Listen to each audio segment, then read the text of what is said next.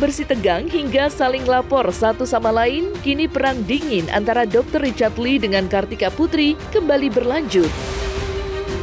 Ya, sebelumnya Dr. Richard memang sempat menyinggung Kartika Putri yang memilih menjalani pengobatan di Singapura akibat terkena penyakit autoimun. Dalam sindiran yang dilontarkan olehnya, Dr. Richard kala itu turut menyamaartikan pilihan Kartika Putri yang berniat hati untuk menantang para capres yang sedang bertarung di kampanye kemarin untuk tanding mengaji, untuk mendapat suara dukungan dari dirinya. Sempat tak menggubris adanya komentar menohok dari Dr. Richard, kini singgungan tersebut pun akhirnya didengar oleh Karput yang sangat menyayangkan sikap dari Dr. Richard Lee yang terkesan nirempati terhadap orang yang sedang sakit. Iya, lucu sih. Aku ngeliatnya sedih, miris, karena kan dia backgroundnya seorang dokter. Harusnya seorang dokter itu kan disumpah untuk memiliki rasa kemanusiaan yang tinggi, rasa empati yang tinggi, bukan malah ada orang sakit diperolok. Lalu lucunya lagi mempermasalahkan kenapa aku berobat ke Singapura, apakah dokternya bisa ngaji. Itu kan terlalu nyinyir ya buat aku, karena hak pribadi seseorang dalam memilih proses penyembuhan penyakitnya. Dan yang kedua, kriteria dalam memilih dokter itu kan yang paling penting, dokter yang tepat ketika aku punya masalah dengan kulit, dokter dermatologi gitu. Kok disangkut pautin dengan mengaji, itu buat aku udah sara banget lah. Dia juga orang yang berpendidikan kan, katanya kontennya konten edukasi, tapi kok ucapannya tidak mengedukasi masyarakat sehingga menjadi opini negatif ke arah yang nggak baik. Makanya sekali lagi aku tekanin di sini, kalau dia sakit hati pernah ditangkap oleh polisi, jangan sakit hatinya sama aku. Dia juga harus introspeksi diri, kenapa aku melaporkan dia pada saat itu. Dan yang kedua, dia 2 kali ditangkap paksa oleh polisi itu atas laporan kepolisian sendiri atau LPH, bukan atas laporan aku. Gitu. Dan juga jangan merasa seperti terzolimi gitu. Padahal dia juga pernah mau memenjarakan aku dengan melaporkan aku 2 kali di Palembang.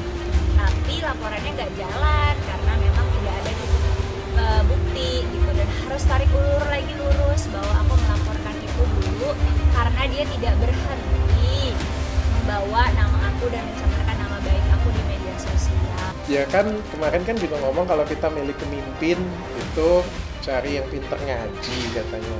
Soalnya kalau pinter ngaji itu bisa ini, bisa ini, bisa ini, bisa ini, bilang kan ya. Menurutku kalau bisa kita pilih pemimpin Indonesia aja, presiden pinter ngaji, berarti pilih dokter juga harus yang bisa ngaji dong. Gitu. Turut prihatin ya, mudah-mudahan bukan azab. Dan aku tuh bingung juga ya kenapa berobatnya ke Singapura ya. Soalnya kan teman-teman dokter di Singapura kan kata-kata kan non-muslim ya. Ya kan banyak yang di Indonesia dokter-dokter yang pinter ngaji gitu. Kenapa nggak dokter-dokter di Indonesia aja dipilihnya? Apalagi kan kemarin kan beliau kan juga ngomongnya pilih pemimpin yang pinter ngaji kan. Ya apa? Kenapa harus nggak dokter juga cari yang pinter ngaji gitu kan? Pinter ngaji kan banyak di Indonesia. Kalau di Singapura kan dokter-dokter kata-kata non-muslim gitu. Di Indonesia dong, dokter Indonesia kan banyak yang pinter ngaji. Dari segi medis gitu. Dokter Indonesia jago-jago, pinter-pinter. Jago-jago kok, pinter-pinter. Pinter, belum sudah pinter medikalnya, pinter ngajinya juga. Jadi di Indonesia aja. Jangan seakan-akan sekarang merasa terzolimi, bahkan menzolimi aku dengan bulian-bulian di saat aku sakit. Sayang sumpah kedokterannya, sayang banget yang katanya mau mengedukasi, tapi kok terkesannya malah kurang mendidik masyarakat. Saya nggak ngomong dendam ya, saya sampai sekarang tuh nggak ngomong dendam, tapi seperti kesel ya. Dongkol kesel. Kalau dendam itu kayak saya pengen bales, saya pengen dia mati atau saya pengen dia di penjara. Kalau kamu tanya dengan saya seperti jawaban saya tadi, saya tidak ingin dia di penjara. Saya tidak ingin dia ada apa-apa. Saya nggak mau. Ya, saya cukup ya beliau mendapatkan hidayah, mungkin saya sudah seneng banget. Kalau untuk sekarang masih berat banget saya. Dengan apa yang semua yang saya lalui sampai detik ini untuk memaafkan dia, sampai sekarang saya belum bisa. Kalau ketemu?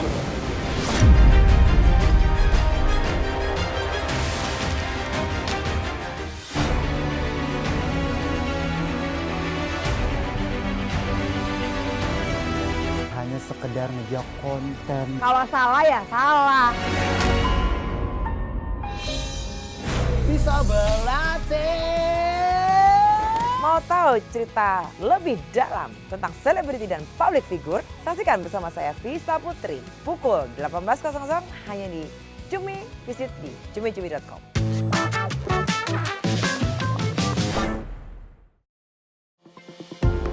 Berbicara mengenai penyakit Steven Johnson yang dialami oleh Kartika Putri, kini kondisi aktris berusia 33 tahun itu diketahui sudah membaik sejak dirinya mengkonsumsi obat yang dianjurkan oleh dokter. Dan benar saja, seperti yang terlihat saat ini bekas luka yang berada di wajah Kartika Putri pun telah hilang tanpa bekas. Dan kini ia pun sudah berani tampil dengan percaya diri seperti sedia kala. Lantas, seperti apa keluh kesah Kartika Putri melewati masa-masa sulit yang dialaminya kemarin? Alhamdulillahirrahmanirrahim, karena penanganannya cepat dan tepat. Alhamdulillah kurang dari seminggu udah banyak banget kemajuan, perbaikan. Ya, alhamdulillah. Obat, jadi memang karena memang aku ngalamin Steven Johnson syndrome, memang obatnya itu salah satunya adalah kortikosteroid yang harus diminum. Sebenarnya aku udah ikhtiar waktu di Jakarta, aku sempat disuntikin 3 kali, sempat minum obat juga, cuman pada waktu itu belum ada perbaikan. Akhirnya berangkat ke Singapura, dikasih obat steroid juga, tapi memang produknya dari sana dan alhamdulillah akunya lebih cocok, makanya perbaikannya jauh lebih cepat.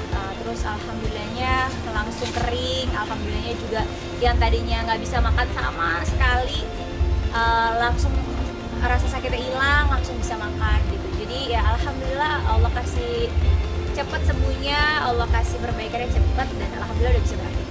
Sebabnya ya karena alergi obat dan juga kan karena imunitasnya lagi turun. Biasanya kalau kita imunitasnya lagi turun, memang kadang-kadang kan gampang gitu reaksi tubuhnya gitu. Itu aja sih sebenarnya triggernya, makanya pembelajaran buat kedepannya harus lebih hati-hati lagi, kedepannya harus lebih teliti lagi. Dari makanan sejauh ini sih aku cuman disuruh stop dulu untuk makan seafood karena khawatirnya masih ada. Nanti setelah ini memang akan di screening lagi untuk makanan apa aja aku alergi.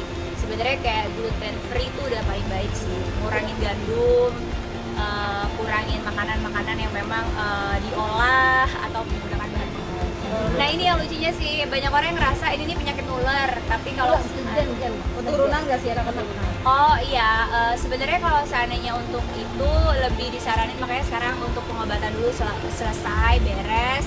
Kalau seandainya mau promil, baru nanti pada saat kondisi yang lebih sehat lagi, yang lebih oke, baru nanti dikabarin sama dokternya. Sempat tanya juga karena kan insya Allah mau punya anak lagi, jadi ditanyain kayak biar fokus dulu sampai benar-benar sehat.